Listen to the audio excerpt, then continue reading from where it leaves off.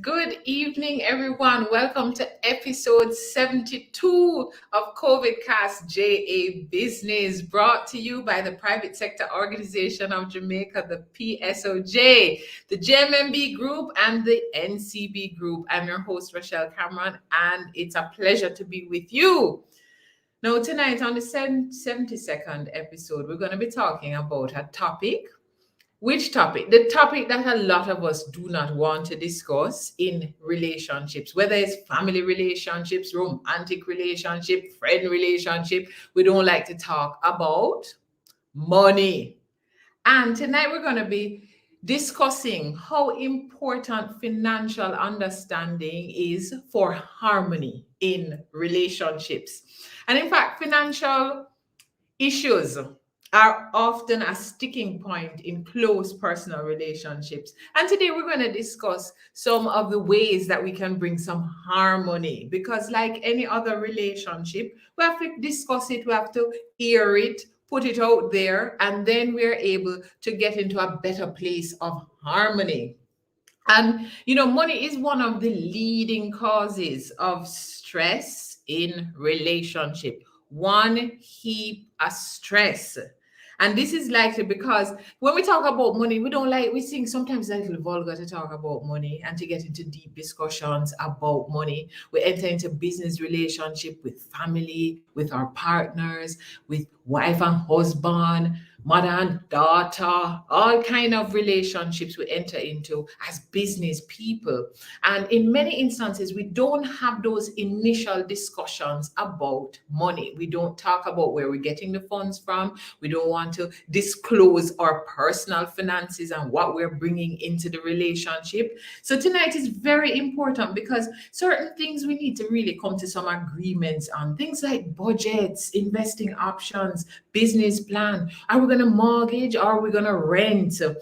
Bank accounts. And once we start talking about those things and airing them out, it really helps to create harmony so that we're ensuring that we're all on the same page. And for many of us, it's a discussion that crosses over the fence from household discussion of finances in marriages to business discussions on finances, because sometimes the very same spouse is your business partner.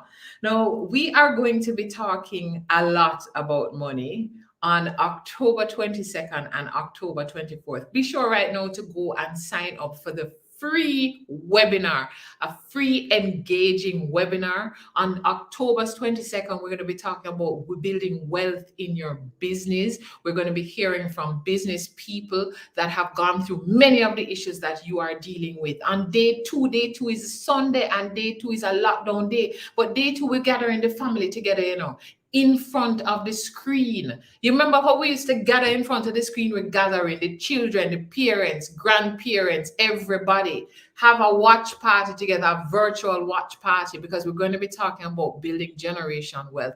How to make, keep, and grow money for families, for individuals. We're talking about that. So tonight we're giving you a taste of some of what we'll be discussing. And we have 2 amazing guests, Grace Lindo, an attorney at law and partner at Carter Lindo, and she's going to give us some insights on what it really means to start a business together with a partner.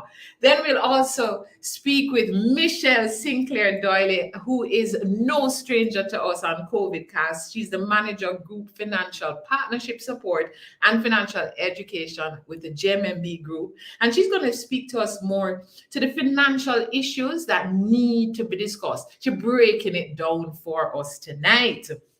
So let us just jump straight into it, because we have Grace Lindo, attorney at law, partner Carter Lindo. She is a commercial and intellectual property lawyer who has practiced at major Kingston law firms for over 13 years. She's worked with local and international clients in a diverse range of sectors and is focused on cohesive problem solving for businesses looking to do business in Jamaica or Jamaican entities managing their international corporate aspirations. Her practice covers intellectual property, e-commerce, trade, regulatory matters, data protection, mergers and acquisitions. And she's actually a Chevening scholar who attended the London School of Economics and Political Science, where she obtained a Master of Laws in Competition, Trade and Innovation with a focus on technology regulation. So you know that we are speaking with an expert tonight. Welcome to the show, Grace. Thank you very much, Rochelle. Thank you for having me. First time here on CovidCast. I have been a listener or viewer, and it's a pleasure to be on the other side tonight. Thank you very much. And I was surprised. I was surprised when I was asked as a commercial attorney, the business of relationships. And then I thought to myself, boy, a lot of people who do come to us are actually in relationships, whether married or unmarried. And it has an aspect of family law, which, it's not my day-to-day area, but you do have to manage those relationships no matter where you are in the law. And certainly, the first person you think of when you start a business or you want to start a business is your spouse. Exactly. You think of somebody that you can trust, that you can trust. Right. And so you turn to that person. And to a large extent, a business started by individuals who are married is no different from any other joint venture. People come together as young entrepreneurs, they meet in school, want to start a business together, or they meet somebody overseas that wants to invest. It's largely the same principles. But when emotions are involved, you tend to forget that the same principles apply, that the same sort of due diligence applies. Exactly.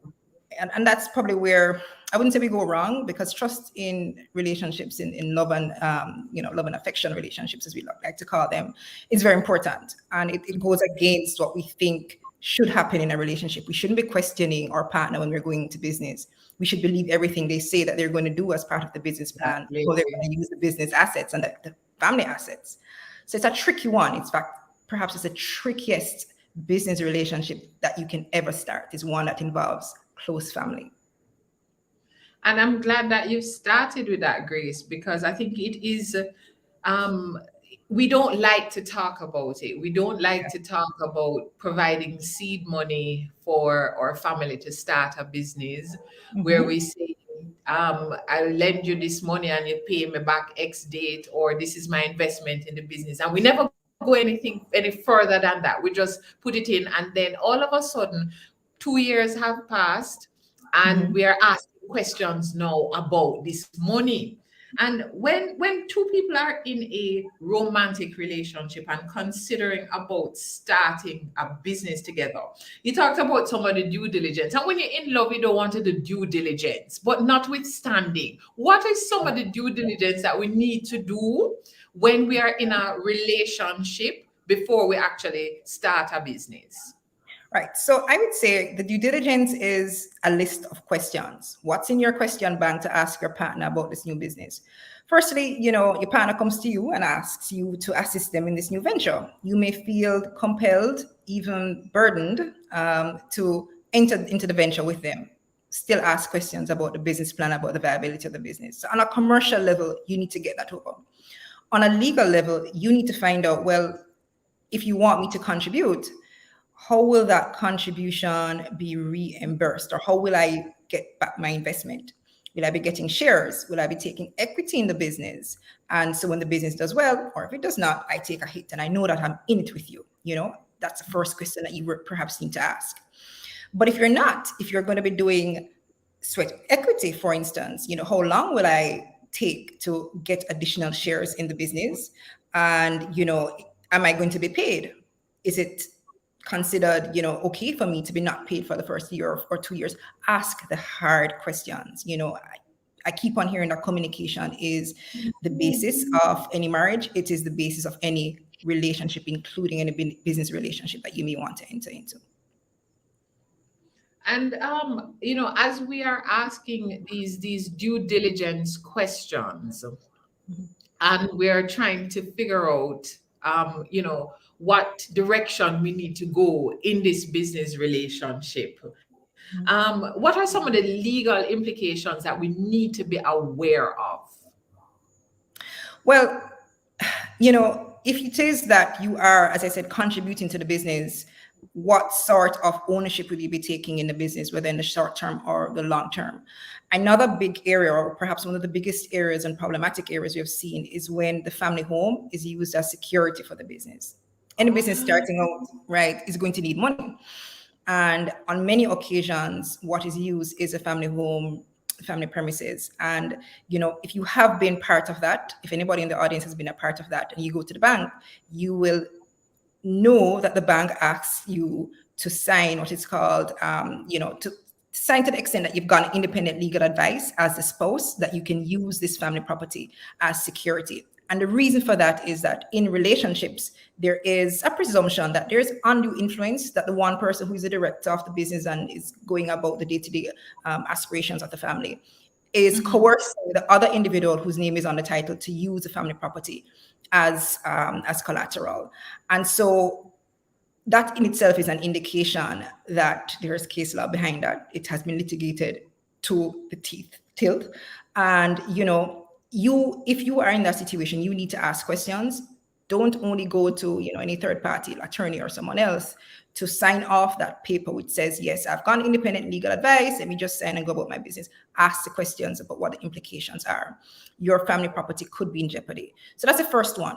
What sort of security? What are you going to be putting up from the family, asset base to get this business going? That's, to me, one of the biggest mistakes and downfalls that I see. And it sometimes leads to the end of relationships, unfortunately. Yeah. And good evening. I'm seeing Max Norton. Hi, Max. Dr. Smith, it's great to see you. Sandra, you're never too late. We are speaking with Grace Lindo, attorney at law and partner Carter Lindo, and she's taking us through some of the legal implications we need to consider when we're getting into business relationships with our partners or our family members or our friends, but we're talking about the business of relationships. Now, Grace, I hear you speaking as a lawyer that we need to make sure we are ensuring that the family property is not in jeopardy and seek legal independent advice. But sometimes culturally we have a way, but the marriage is between the two away. So what we're going to bring Grace Lindo in our conversation for, we are doing this together. I mean, what is it? Why do we really need to separate those discussions of the relationship and the marriage and the business aspect and the effect it can possibly have on our finances going forward? Right. So it is very important for you to have that separation. And, I'm not going to lie to you. It's going to be hard. It's going to be hard for you to get up and go to someone who's not a family lawyer, if one exists, and ask for that sort of independent legal advice. It's definitely going to be hard. But I think it is important for you are a lawyer too. When we draft agreements, we draft determination provisions two times the insight and two times the review as we do any other provision, because you need to be conscious of what's going to happen at the end and the consequences of the end from the very beginning, in any business relationship. When you think about when you can have a matter going before a court about who owns a company, the court, in looking at commercial matter, looking at a business that may be owned by a couple, they will look at the actual contribution of the parties. And it's not a presumption. There's no presumption of community property. I know some jurisdictions have that, California maybe just anecdotally have, rules on community property. It doesn't necessarily extend to business property. There's no harder task in you establishing that you have equal rights to business property. The courts do look at the contribution that was made, but the courts will look at the indirect contribution.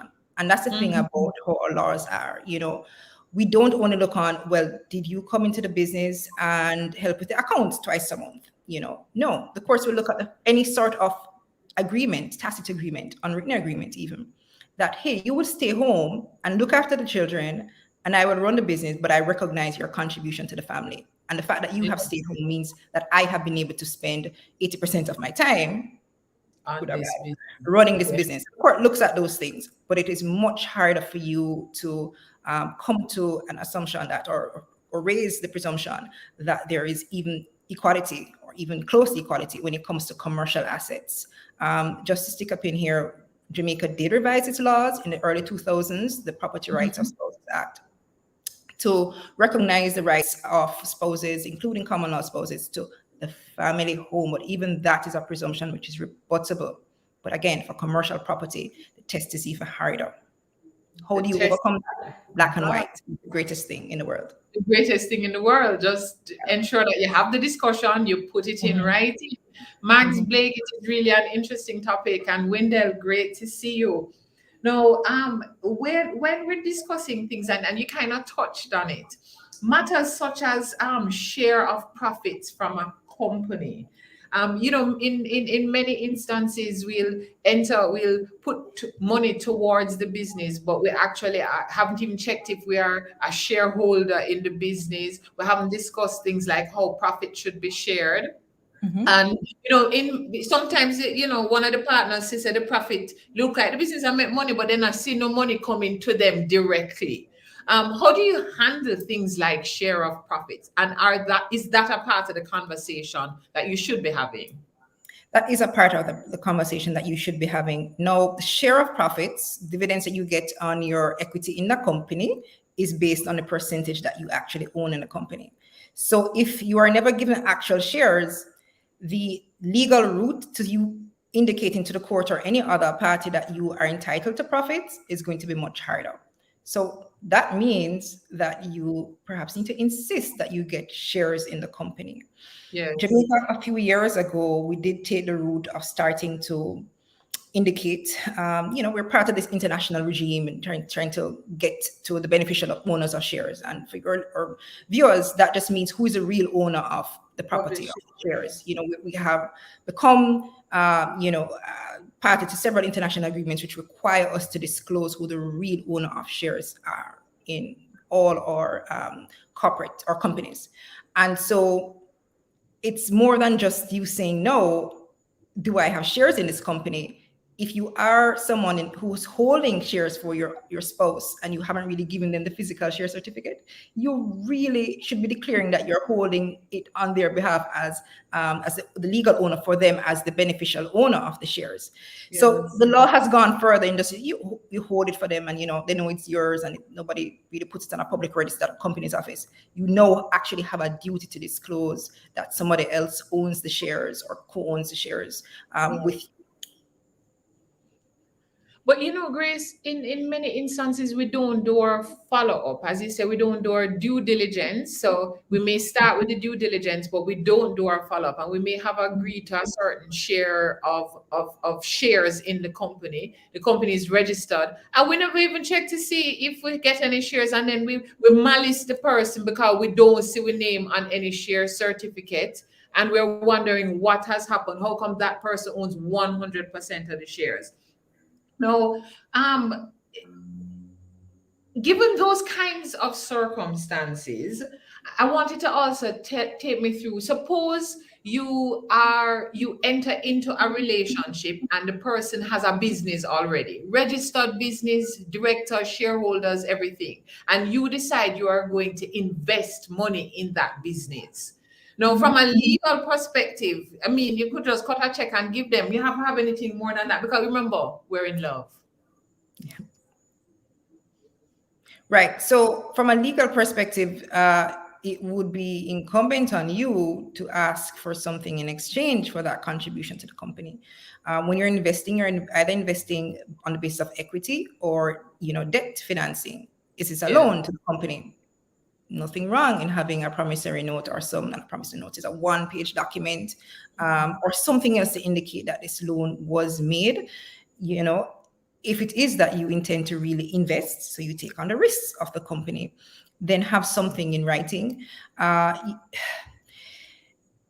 know my litigators are very good at collecting evidence. I'm not a litigator per se myself, but you're transferring money, you put a notation on the transfer memo in respect of what you're transferring these sums for. You provide the documentation around the payments that you have made into the company, and you ask for receipt. There's certain things that you do if the other party is even being hard-headed about it. Mind you, you should think twice if the other party is hard-headed about providing documentation. That's a red flag, ding, ding, ding, ding, ding, from the very get-go. But there's certain things you can do, and create your trail, your money trail, your trail of documentation around where this money went and what it was for. And I think that's so important because even persons who are stickler for details, they in these kinds of relationships, they'll do a quick online transfer, cut a check, and never really have any discussions about how is this all going to be handled? Is it going to be paid back? I mean, and also whether or not this is just considered a part of the general property of the relationship. So, in some of these relationships, people will say things like, you're too exact, or you're so exact. I mean, we together, we have children, we have dogs, or you're so exact. And you said those kind of things should raise red flags. But in your practice, we say sometimes we should mix romance and business. But what are some of the tips that you would say that some of the benefits that you may have seen when the proper due diligence is done for this kind of business relationship? Right. So, I think the successful ones are the ones when everybody knows what their role is and no one is hiding, what the party's role is in the business. As I said, you may be the silent partner, and that's fine. That's quite okay for you not to be the face of the business, and for you not to be taking a stand, for you to be just investing. Going back to the independent advice, getting the independent legal advice is always good. I was about to go into doing your own due diligence on the company's office register if it's a registered company. Some people would call that, going around the back of your partner. But if you want to check, it's public information. It's a public register for a reason. It's to enable people to see what's going on, because every company is to file annual returns each year, annual corporate returns, as well as taxes. But that's not necessarily something that you can see on a register. And so if you need to pay $50 Jamaican dollars to go and see who is registered as a shareholder of this company, perhaps consider it. You can use your credit card and do that. So, and I would say as well, looking into things such as the security that's provided for ventures. We do provide security for any loans, if it's a family home. Again, I come back to that one because I've seen that time and time again where that becomes problematic. Yes. Dr. Smith says, love is blind, especially in the early stages. This eye-opening session will hopefully help entrepreneurs to see more clearly why it's important to protect their investment contractually, even while in love. Thank you for that, Dr. Smith. And there's more of this discussion to come in our webinar on October 24th, where we talk about building intergenerational wealth. Now, Grace, another point you mentioned, sometimes you need to do your own check-in at the company's office. It's a public register, and worse if your name not on the register, you want to know. But also where your name is registered as a director of the company, or you may have been slotted in as the company's secretary, and the company is proceeding to do all different types of business that you haven't paid any attention to. And sometimes things go all right, and all of a sudden your name is appended to a lawsuit, or your name appears in the paper as a part of this organization that you know nothing about. Should we just sit back and say, let this one run it and not pay any attention? Should we be paying attention to things like you are a director in the business, so you really should be asking for board meetings? Very good question. So firstly, the company's office now requires directors to sign the business registration documents. So that's a little bit of comfort there, but the company secretary does not necessarily need to. So, so that's a possibility that you are in charge of the corporate secretarial functions of this company. You don't know. It's possible. But yes, if you are a director of the company, family business or not, if you are the company secretary of the company, family business or not, you have certain duties at law which are personal to you. As a director, you are a fiduciary to the company. Let's just break that down a bit. That means that you owe a personal duty to the company itself. not to the other party who's a shareholder. You owe a personal duty to make sure that there are no conflicts of interest, to make sure that the company isn't run into the ground, that it doesn't borrow above its asset base, things like that. You do owe personal responsibility as a director. If you're the company secretary, you're partly responsible, if not wholly responsible, for the filings of the company. So the annual returns and other filings, having meetings, prompting the company directors as to meetings, and keeping what we call the minute book, which is the registers of the company, who leaves, who is a director here or has left as a director, which debentures is a special type of loan the company has gotten. You have to put it in a book. You are supposed to maintain that minute book of the company. So there are duties. So when people ask you to put your name down as the individual who is corporate secretary or company secretary or a director, it's not without more. It comes with duties, and you have to think twice if you can take it on. If you can really take it on. So don't just flash your pen.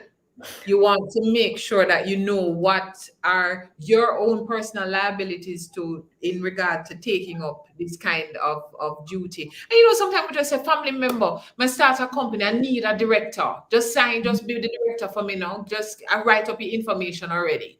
You're signing you up. It's not a party that you're being signed up for. This is something that you could have fiduciary liabilities arising from your fiduciary duties. No. Including taxes. Including the taxes. Forget about that. No, the likelihood that you're a director who is not involved in the business being liable for taxes is fairly low. But there's something in law called you pierce the carpet veil. You can go beyond the company, you can go to directors. You can be liable as a director for taxes of the company if you are the director who is responsible for making taxes, returns of taxes to whether it's NHT, NIS, or TAG. So you need to be paying attention. And also you mentioned earlier that one of the things that we pay a lot of attention to in commercial transactions is that exit clause. What happens when we exit? So for instance, a couple starts a business together. They were in love, they built this business together, they get divorced. What are some of the potential ramifications on the business and on how they are able to actually divvy up that business if they so choose? If they so choose.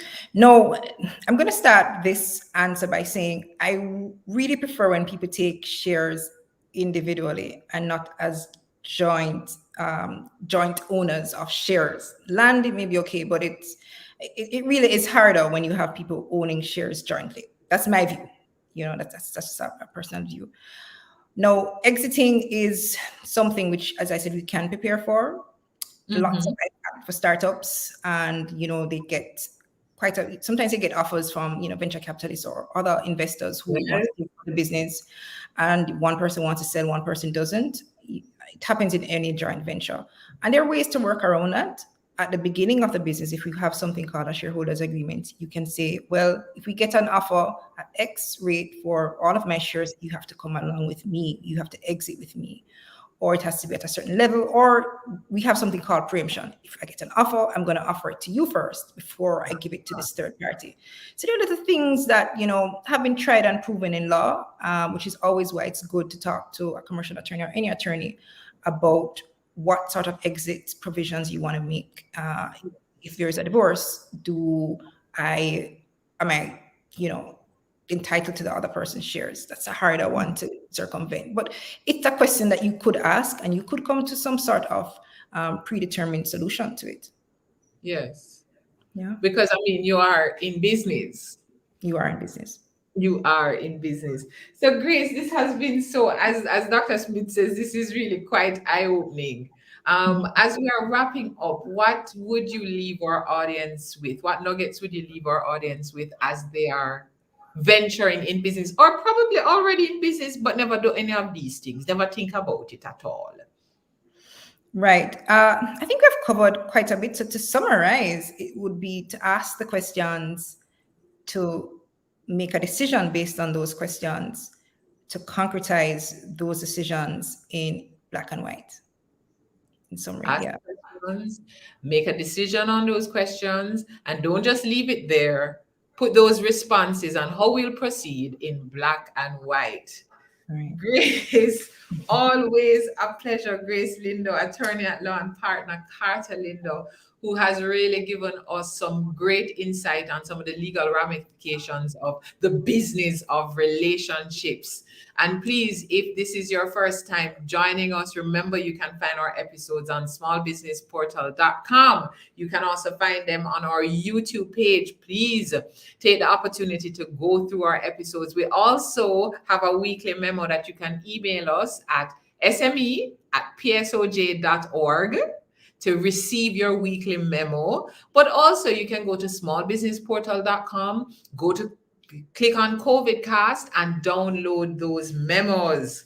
So Grace has given us a nice introduction. And, I mentioned earlier that if you want more of this and you need more of this conversation, we are having a 2-day free, that would be free.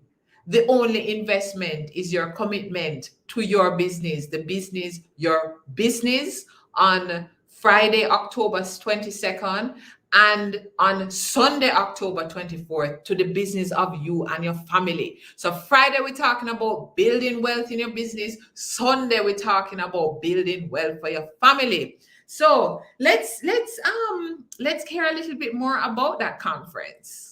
Get those calendars ready, because today you need to save these dates. October 22nd and October 24th, 2021. The Private Sector Organization of Jamaica, PSOJ, presents a free 2-day virtual conference that will benefit your pockets. This event cannot be missed. On Friday, October 22nd, we're going to be talking about growing and sustaining your business. Sometimes you say, in my little business, how can it grow further? You will hear from some titans in the business.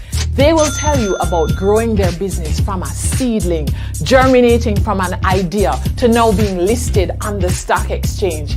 It can be done. You too can do it. And for our families, friends, children, building generational wealth on Sunday, October 24th. You're saying to yourself, but that's on Sunday. It is. What better way to spend your Sunday? Gather the family together. Have a virtual watch party with your friends. Day 2 is all about your personal and family wealth. We're talking about building generational wealth. We are going to be asking ourselves, what are the things we wished we learned when we were children? What are those conversations about money that we need to have with our children? How do we secure our personal wealth? How do we grow and keep our personal wealth? Because broke no good again. In fact, broke never good. But we're talking about more than that. We're talking about building wealth, sustainable wealth, comfortable wealth, wealth that we can pass from generation to generation. You can't miss day 2. Go right now to register at smallbusinessportal.com. Did you get that? Smallbusinessportal.com. Register right now. Don't forget to like, share, and click the event reminder so that you'll be notified of this life-changing conference.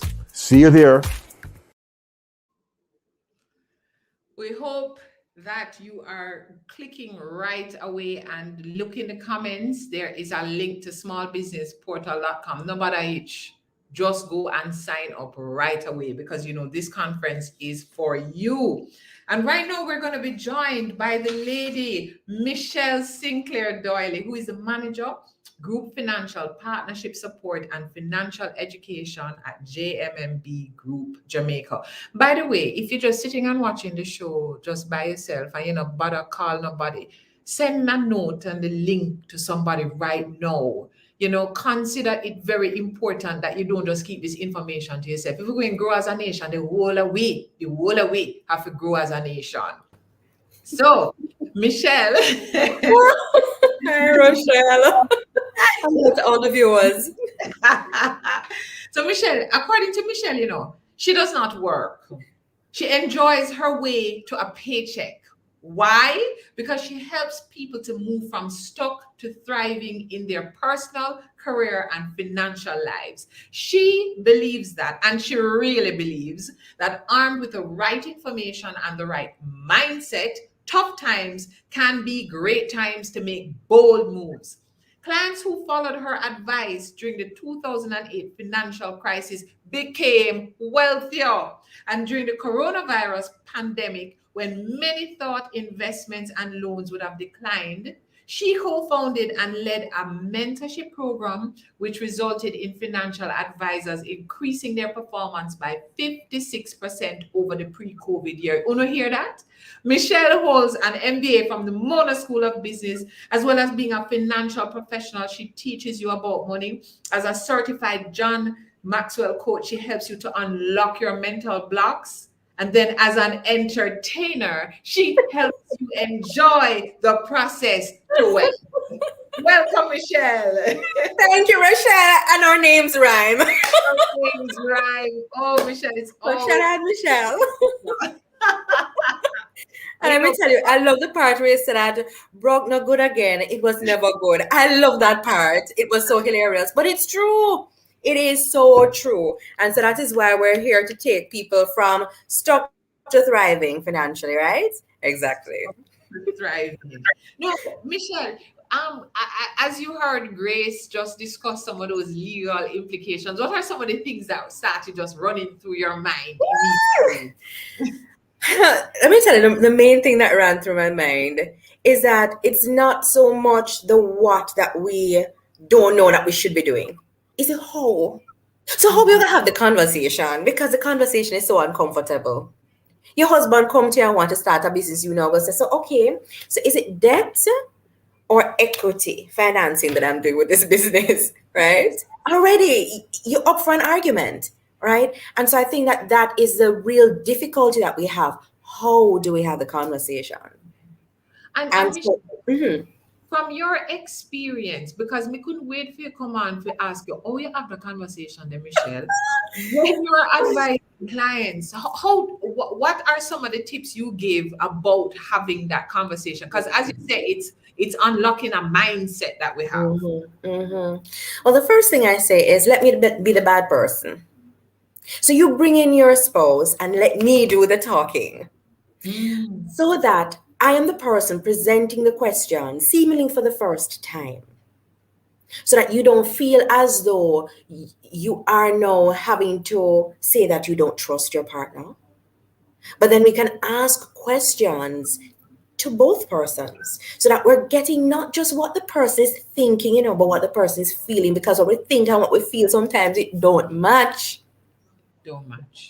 And if it is that my client, if I'm hearing certain things and I'm saying, I'm not trusting the situation, then I will share that with my client after the fact. Say, hey, have you considered so and so? Kind of one. First, I may not trust your husband, I may not trust your wife, you know. But have you considered the implications of the answer to this particular question? Because how I tend to do it and how I think about things is, what is the overall goal that you want for your life? What are the financial goals that you have jointly?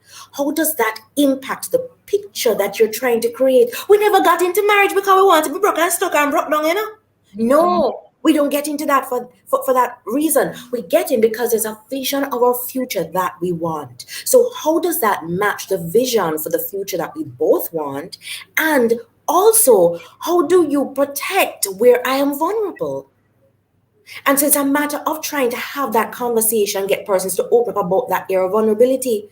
Rochelle, if the two of us are going to go into business and you don't understand where I am exposed and all you're doing is focusing on your area and how it is going to really benefit you, how can I fully trust that you're not going to take advantage of me? Not because you want to take advantage, but because you will be so focused on your own aim that you're not going to remember me.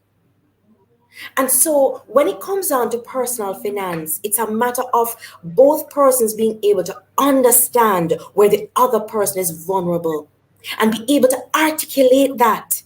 Babe, you know, say, when I know that, for example, you got your inheritance from your mother Mm-hmm. And this is the money that I want to use in a business. And babes, I understand, say if I lose this money, you will not just feel as though you've lost money, but you have lost a part of your mother. Yeah. So this is how I'm going to safeguard you. That is the kind of conversation that needs to happen, so that we are speaking about the disadvantage that we're placing the other person in while we're trying to get an advantage. And if that kind of honesty can come out, then it allows the other person to feel free to ask more questions and to open up. Because if we don't have an open conversation, we have a problem. And if we don't have a problem that day, we have a problem later on. So, Because it builds a lot of mistrust, distrust, all kinds of things, but everything apart from trust. apart from trust, and as we are on this topic of trust, and that example that you gave is an example that many people face. We talked earlier about the fact that sometimes when we're in love and stuff, and we going through the motion, planning wedding and just planning our life together, and skipping through the meadows and stuff, we don't stop in at the meadow to say, like, when we reach to the end of the meadow, like how much money the two of we have feel like reach to the end of the meadow. We don't have that conversation. But then also things like joint finances between husband and wife, and shared bank accounts, because some people are a little afraid of it in case that money is taken out. Sometimes you have a great idea and the person no say, really believe in the idea, and they go take out your money, and you start thinking about all of those things. As you're advising clients about things like joint finances, what are some of the advice you give them before they get into marriage about how they think about things like joint finances and shared accounts? All right. So some persons get married and they want their money married. Some persons get married and they want their money single. So now you have to really decide now. If you're going to get married and you want the money single, then there's a reason why you want the money single. So don't kill me all, but single. Okay. Now, different persons have different ways of treating with money. Some couples say we'll have one joint account from which we will spend for the household, and persons can maintain their separate accounts. Some persons say let's put everything together. The putting everything together can work whether it is a couple that, they have previous children from a previous relationship. It can work, right? But it tends to work a lot better when persons start out from nothing together. So there really is nothing that they stand to lose. When you get into a marriage after you have acquired a certain amount of funds, then it becomes a matter of, okay, how comfortable am I at this particular time? So you can start out with one way of doing your thing, and then you can evolve into a different way of doing your thing as a couple, because you now have a greater understanding of how the person manages their finances, and your money values are more the same. So, for example, That's a very interesting way that you put it, that even the discussion about money is not a stagnant discussion. It is a dynamic discussion. It is a discussion that needs to continuously happen as people grow. Absolutely. And as our values, you see, when we get married, we're in love and everything, but we do not necessarily match totally in all our values, But as we start to rub off on each other, many times we find that there's greater alignment in values. And we may have greater alignment in our money values as we progress along the marriage. And then we may start to say, okay, the person who really was seeing money as a status symbol, and so they would be spending money on expensive things in order to show it that they're keeping up with the Joneses. Maybe that person now, based on being married to someone who sees money more as something that provides financial security, sometimes what happens is there's a greater meeting of the two somewhere in the middle, or sometimes one partner flips over to the other side. And so there'll be less conflict at that point if the finances are now joint. However, totally joint, I mean, right? However, what I think is always important is financial fidelity. Because if you're going to have financial infidelity, that means you don't trust me. And if you don't trust me, should I be trusting you? And then all of a sudden, we now get into a whole spiral of a lot of other things come into play, right? Marriage is not for persons who don't trust one another. We get into it normally, hopefully because we trust each other, but you can do it slowly. So let me tell you a little story. So I had a client many years ago when I was managing client accounts, and she had $10 million that she wanted for the down payment on her home. And she was very excited about this guy that she was going to be getting married to and everything. And she wanted him added to the account and everything. And I kept on saying to her, I just call her Marie. Okay? I said to her, Marie, you are starting out at a far more advanced stage in your financial life than your potential spouse. Yes. When persons have never worked for something before, they don't know the sweat, the tears, the emotions attached to something, the way in which they approach it can be very different. I'm not saying not to add his name to the account eventually, but let us look at how we can add it. Okay? So when you're dealing with an investment house, so for example, at JMMB, we're talking about JMMB investments, not the bank now, right? Where we're dealing with deposits, but with investments. You can open the account, anyone to sign, that's fine. But it means that he has equal right to the account as you. So if he can come and draw out every single cent, I said, go. You could open the account where he can get the funds in case of death or incapacitation. So your sick in can get the money, your dead in can get the money. Right. You can put somebody else on the account along with him so that, let us say, for example, it's your mother. Mm-hmm. So your mother and your spouse on the account, and the two of them have to sign together in order for any transaction to be done. It means that they have to collude, right? If they're going to be dishonest. But Michelle, if you go tell the people them that they're not going to be in love again, that will affect love.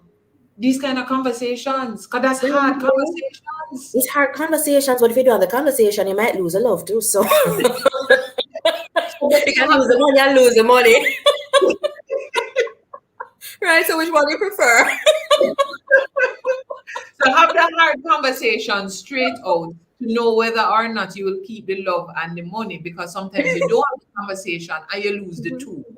Correct. And sometimes you don't have the conversation, you lose a love, right? Or, so therefore, we're coming from a place of what happens if. Because nobody gets into a bad relationship because it's that bad. It's that good. That's why we get into it, right? Just going back now into how the accounts can be opened. So it could have been, as I said, a trusted friend or a trusted relative along with the spouse, so that both persons would have to sign. So you, as the individual who originally owned the account, you can sign by yourself, but the other persons have to sign together in order to access the funds. As the relationship progresses and you have even greater trust, or maybe certain circumstances change, then you can change up the whole dynamic of the thing. You can change the signing instructions on the account. Well, let me tell you what happened now. So my lady called me one day and she's saying, boy, Michelle, can you believe it? The break off the engagement and everything, and she wanted to travel overseas now to go look for her mother. So she wanted me to cut a check. This is back in the day when we were cutting checks for these things. Yeah. Well, I checked the account. No. Rochelle, guests, no money, no there. Oh my goodness. I looked in the account. There was nothing there. Wow. So I'm saying this because I have seen these circumstances occur. Let me give you another example of something that I saw occur. Admittedly, this was not a matter of, spouses, but just sharing so that persons can appreciate what can occur. So one day I got a call to say, hey, Michelle, a client is over here. I think it's your client, but I'm not sure why the client didn't come to you, taking out a loan against some money here. It was a loan for about 20 million Jamaican. So I said, no, that person not my client. That person is on the account, but is not the client. I said, hold on. What is the person doing? Taking out a loan against the money. Now, here's the thing. I'm under no obligation because it's anyone to sign. In other words, both persons have right to the account. Right? And be able to take a loan against said account. Exactly. That is what it means. The money belongs to the both of us. We're free to do anything that we choose to do. That is what it means. So it is important to understand what it means. Let me tell you something else that occurred. Another circumstance of what occurred. Another person, two persons on the account, it mash up, the relationship mash up. The person who had put in the money, whose money it originally belonged to, just realized there was no money in the account. The person transferred it into a new account with their name alone. With their name. Right? The trust is so important in having these discussions, and first you have to have the discussions too, so that you can know if you have any red flags, and you have to also ensure that where you have some of the red flags, do you put some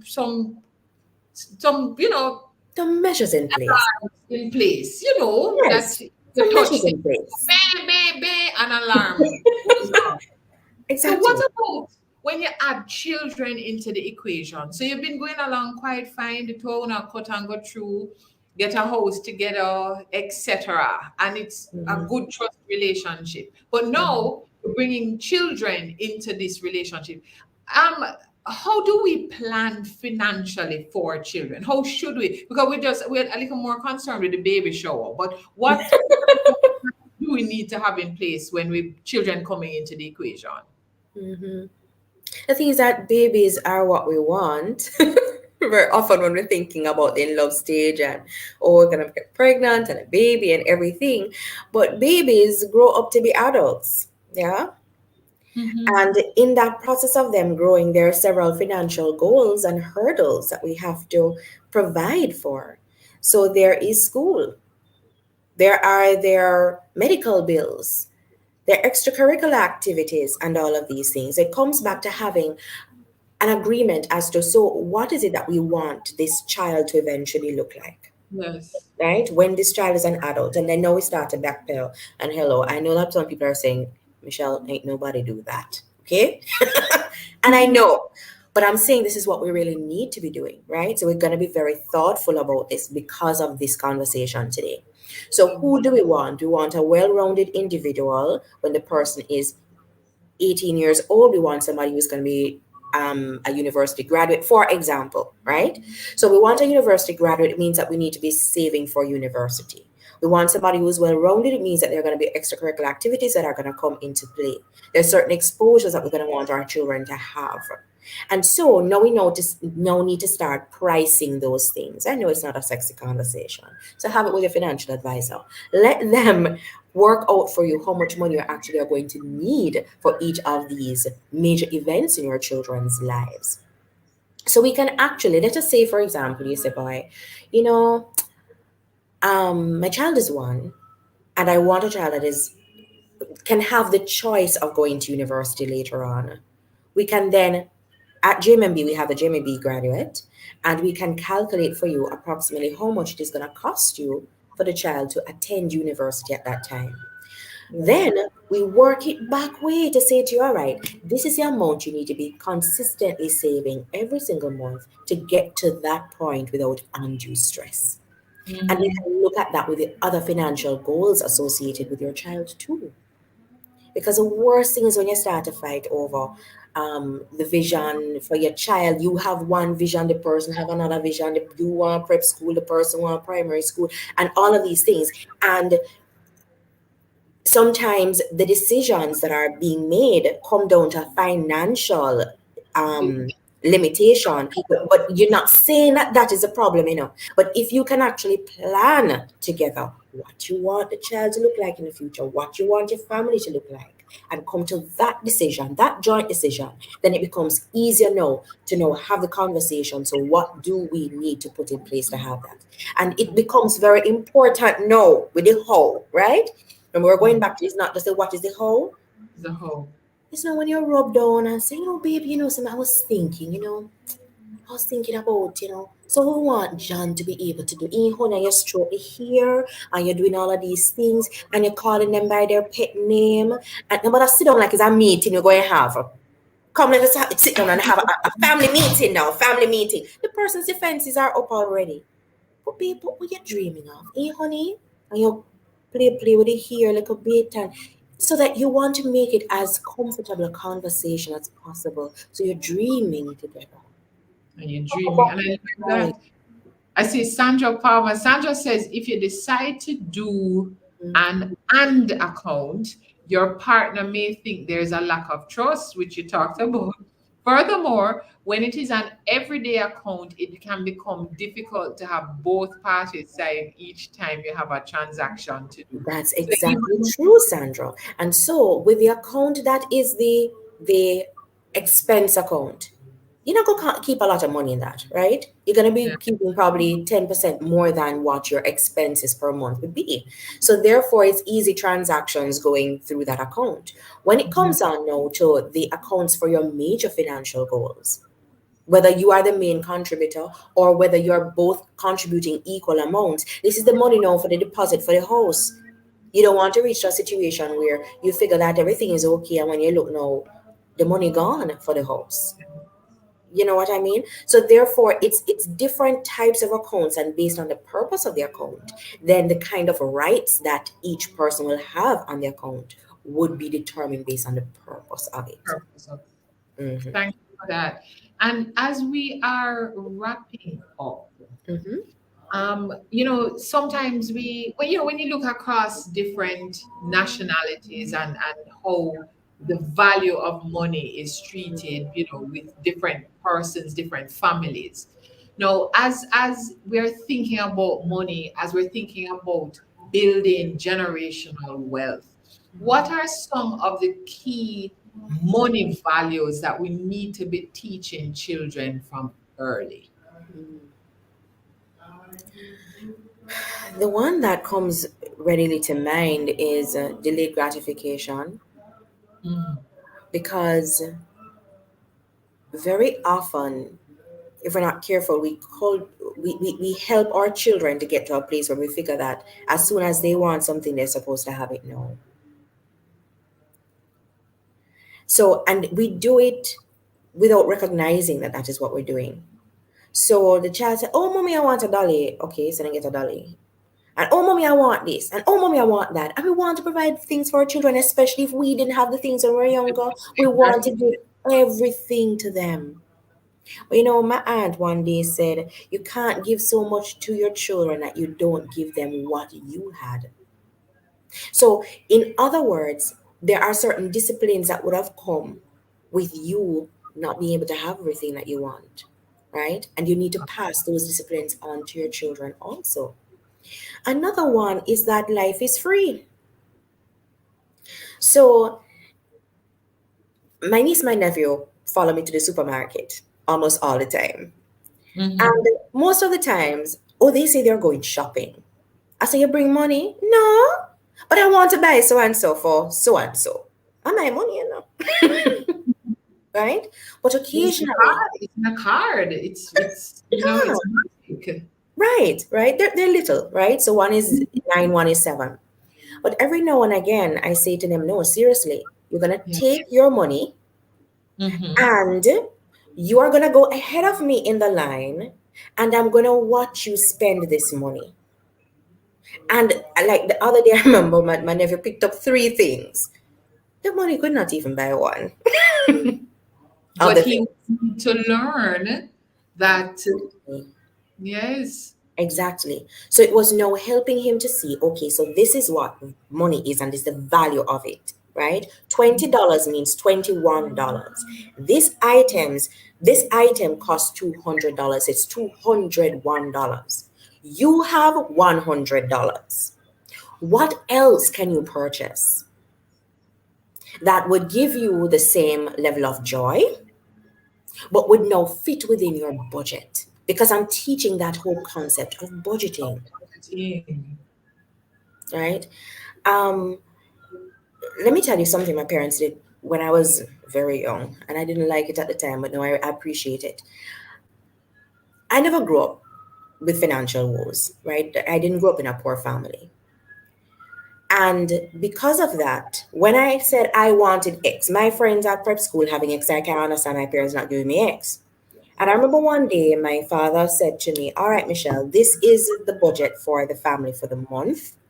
And if you can figure out a way to include your need in that, and we can still accomplish all of what we need to accomplish for the month, you can have it. So what he was doing is that he was helping me to solve a financial problem when I was young. Yeah, but also this was now opening up the family discussion and including the children in this conversation about the budget, and also alerting you to choices that have to be made so that we can meet this budget. Exactly. So we could meet this budget.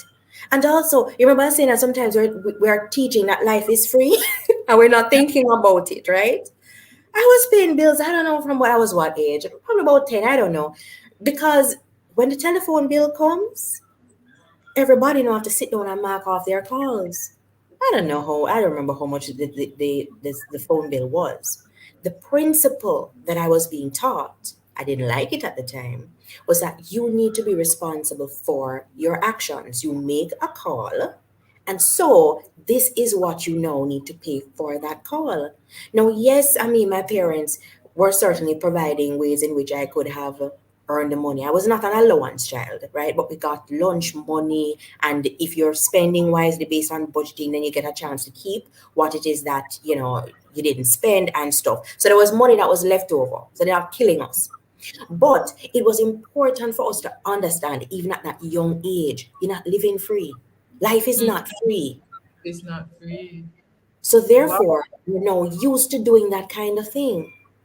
It is now that I realize that it was helping me to Whole be value system as you become an exactly. adult. It My whole started. value system. My parents didn't realize that what they were doing is what they turned me into a financial educator. And look at that. They Because didn't realize it.